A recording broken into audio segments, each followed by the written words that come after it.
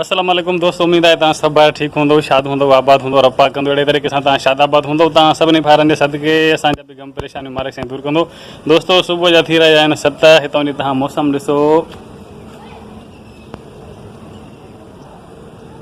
ॾाढी ज़बरदस्त जुड़ाली मौसम, पर हवा अञा घटि आहे। हे ॾिसो, ॾाढी ज़बरदस्त प्यारी मौसम आहे। त दोस्तों मां तव्हांखे मिलायां थो, मुंहिंजो आयो आहे माइट, उन सां मां तव्हां सां ॻाल्हि ॿोल करायां थो ऐं शुरू कयूं था दोस्तों अॼु जो व्लॉग। दोस्तों मां तव्हांखे मिलायां थो पंहिंजे मासा सां। हे आहे असांजो मासात, हिते कंदो आहे ड्यूटी। अस्सलाम वालेकुम। वालेकुम सलाम।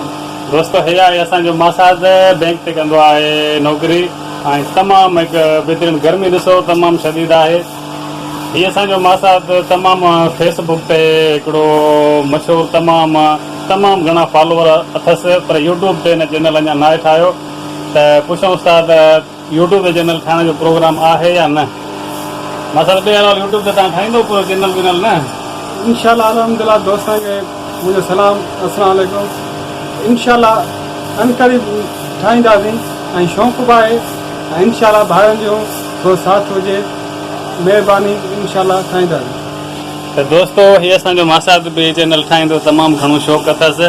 तव्हां बि मुंहिंजे मासा जी फुल सपोर्ट कंदो। नंढड़े आसिफ़ जे नाले सां हिन जो फेसबुक अकाउंट आहे, जंहिंजा तमामु घणा फॉलोवर अथसि ऐं तमामु बहितरीनु महिनत बि कंदो आहे।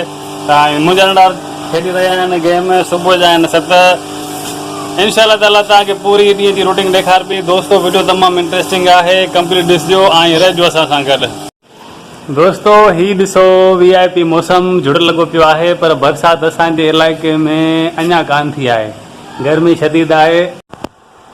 हेलो दोस्तों, हिनमहिल टाइम थी रहियो आहे शाम जा 4, गर्मी शदीद। सुबुह खां वठी असां वटि लाइट न आहे, को वजह हूंदी, को मसइलो हूंदो, पर मां वेठो आहियां पंहिंजे नंढे सां गॾु। हिन जो नालो आहे मीर मुर्तज़ा। हिन खे इंशाल्लाह ताला जीअं स्कूल खुलंदा तीअं मां दाख़िला वठी ईंदुमि। स्कूल वेंदे बाबा? पढ़ंदे? वॾो थी छा थींदे? दुकान हलाईंदे, डॉक्टर थींदे या छा थींदे तूं? पुलिस। त दोस्तों हीउ मुंहिंजो नंढो आहे, हिन खे इंशाल्लाह ताला आउं दाख़िला वठी ईंदुमि लाज़मी।